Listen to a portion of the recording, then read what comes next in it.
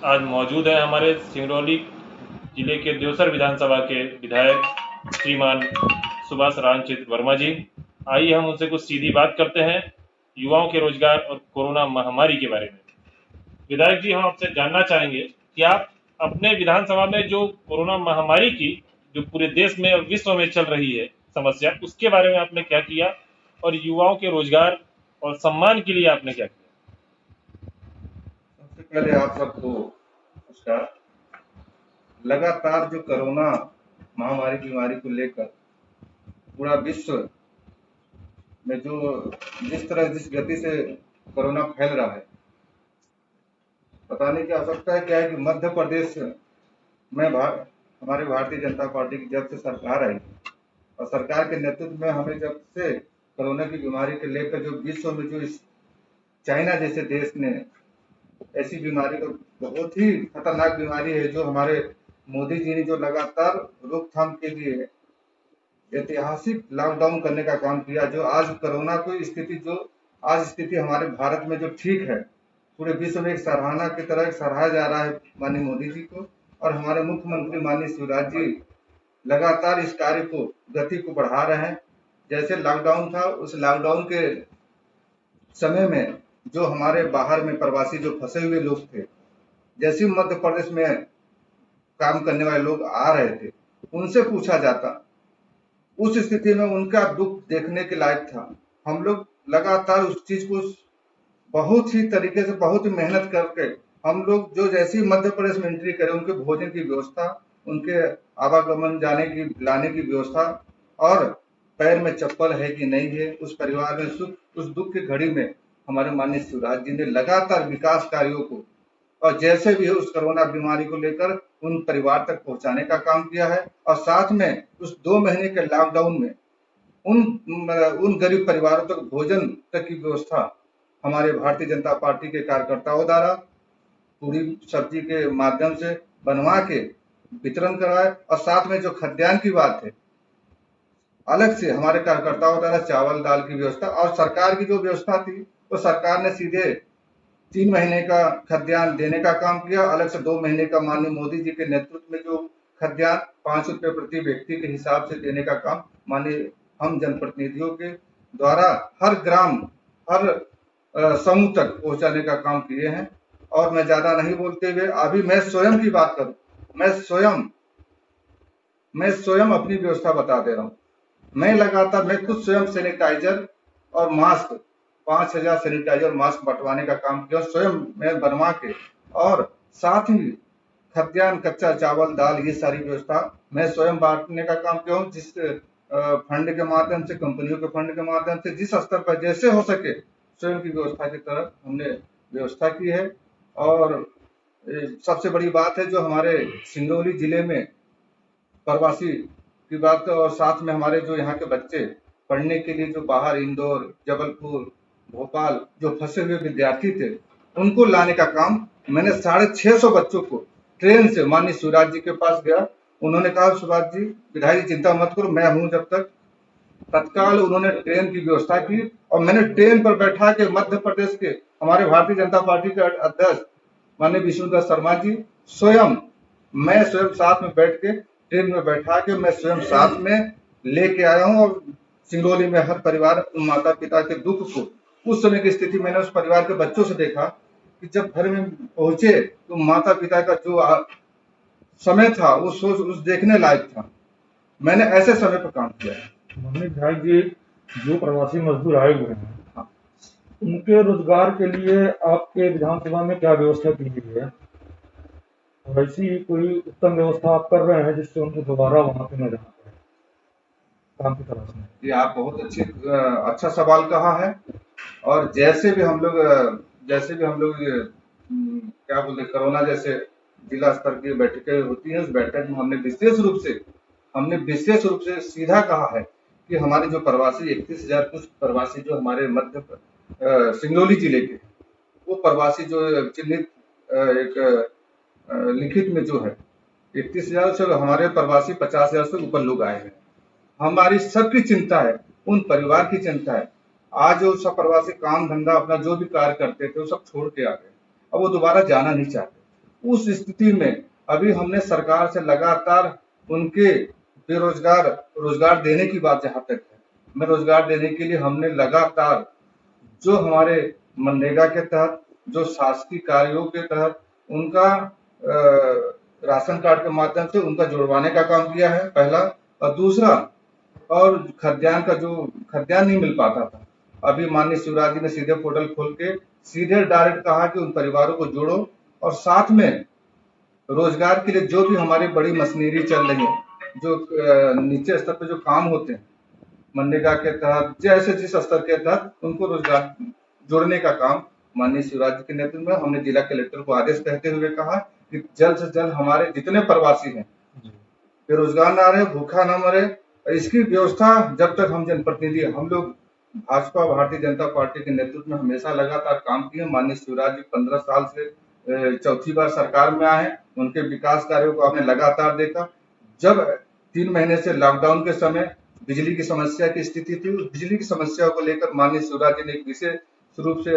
ये कहा, जिनका अगर 100 रुपए बिल है उनको 50 रुपए करो, जिनका 100 रुपए से अगर 500 रुपए है उसका 100 रुपए करे, जिसका 100 रुपए से 2000 से ऊपर बड़ा बिल है उस बिजली का बिल जांच कर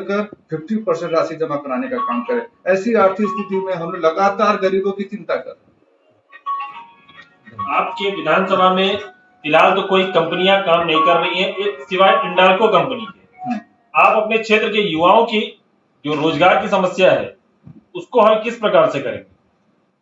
बहुत ही अच्छा आपने प्रश्न कहा है। और जब से मैं जनप्रतिनिधि विधायक बना हूं, विधायक बनते ही जो सरकार थी, कुछ विधायकों के कम विधायकों के होने से हम सरकार में नहीं थे, मगर सरकार के जो वादे थे कांग्रेस सरकार के सिर्फ झूठे। उन्होंने कहा 70%, उन्होंने कहा पूरा किसानों का कर्ज माफ करेंगे, कहीं कुछ नहीं, सिर्फ कागजों में सिर्फ सीमित है। और मैं हकीकत कहना चाहूंगा, मैं जैसे विधायक बना, जैसे सरकार आई है, लॉकडाउन का समय आ गया, मैं लगातार चिंता कर रहा हूँ। कंपनियां जो संचालित हैं पूर्व से हमारे यहाँ, मैं जैसे विधायक बना देवसर विधानसभा का, हमारे क्षेत्र में एसआर, जेपी, हिंडाल्को ये पूर्व से संचालित, और संचालित मैंने जायजा भी लिया कि हम इस कंपनी में कितने स्तर के कितने लोगों की नौकरी अभी हमारी प्राथमिकता स्तर पे कितने लोग कर रहे हैं, मतलब इनकी कुल कैपेसिटी कितनी है। जिस तरह कंपनियों का रिपोर्ट मेरे पास है, रिपोर्ट कार्ड, उस रिपोर्ट कार्ड को हमने देखा कि कंपनी की कैपेसिटी जो रोजगार देने की बात है, स्थिति इनका, ये हमारी जो जानकारी में इन्होंने फुल बताया। मैंने तत्काल ही मौके पर मैं विधानसभा में प्रश्न लगाया था, पूर्व में जब कांग्रेस की सरकार थी, मैंने प्रश्न लगाया था सिर्फ चरित्र प्रमाण पत्र को लेकर कि स्थानीय लोग हैं कि बाहर के लोग हैं। तो मैंने चरित्र प्रमाण पत्र पर सीधे विधानसभा प्रश्न के माध्यम से ये पूछा कि चरित्र प्रमाण पत्र कैसे जाता है,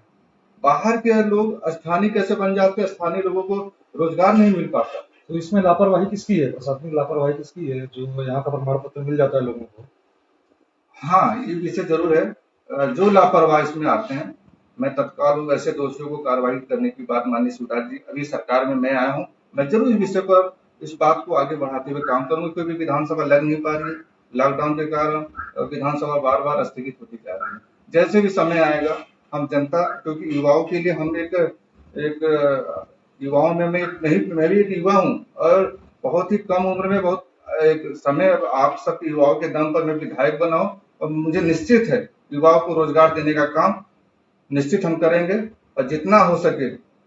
आप सबकी सेवा में हमेशा लगातार युवाओं के साथ रहूंगा, और सबके साथ रहूंगा, सबका साथ सबका विकास। विधायक जी, मैं आपसे एक आखिरी सवाल करना चाहूंगा। जो आप सबसे बड़ी समस्या है अपने सिंगरौली और सीधी की, NH 75, आए दिन कोई ना कोई रोड एक्सीडेंट होते हैं, उस रोड की जर्जर हालत के लिए आप क्या कहना चाहते हैं? जैसे सरकार में आया हूँ साहब, माननीय सांसद जी, हमारी सांसद श्रीमती रिद्धि पाठक सिंगरौली की सांसद है, उन्होंने लगातार रोड की चिंता की। दिल्ली में गडकरी जी से मिलकर उन्होंने 200 करोड़ रुपए का रिलीज पैसा सेंक्शन एवं कराया, और इसी कारणों से मैं स्वयं, जैसे सरकार आई, मैं मंत्रालय में गया था, प्रमुख सचिव PS, हम स्वयं सांसद जी थे, तो उसमें उनका जो रिपोर्ट कार्ड था, जो जिस गेमन कंपनी को काम मिला था, उस गेमन का काम क्या था, गेमन टेंडर रिवार्ड तो ले लेता है, 10 जगह काम लिया, यहाँ का प्रोजेक्ट का पैसा दूसरे प्रोजेक्ट में लगाना, यही इसका काम। सारे इसके प्रोजेक्ट फेल है। भोपाल में आप नहीं देखा होगा, भोपाल में बहुत बिल्डिंग वर्क का एक काम है, उन्होंने एक कॉम्प्लेक्स बना रहा है, उसका भी वहां भी अधूरा काम है। सेम हमारे इस तरह यहाँ NH रोड की 39 की बात कर रहे हैं, तो 39 में भी यही कंडीशन है। तो मैंने सबसे पहले 400 करोड़ रुपए का गबन हुआ, तो 400 करोड़ गबन का हमने जांच कमेटी, हमको उस गबन को टर्मिनेट करने का हमने माननीय जी से निवेदन किया है, जल्द से जल्द टर्मिनेट करके जो अभी 16-17 करोड़ रुपए जो भी हमारा सेंक्शन पैसा था, अभी हम सिंगरौली विधान जिले की बात करूंगा, सिंगरौली जिले में मैं देवसर बहरी तक जो हमारा सिंगरौली आता है, उस रोड को हम वहां तक बनाने के लिए, सिंगल रोड ही सा है, उसको संचालित करने के लिए हम लोग सड़क सुरक्षा के उसमें बैठक में हमने तय किया है कि रोड जल्द से जल्द आपको रोड हम देख। जनता और हम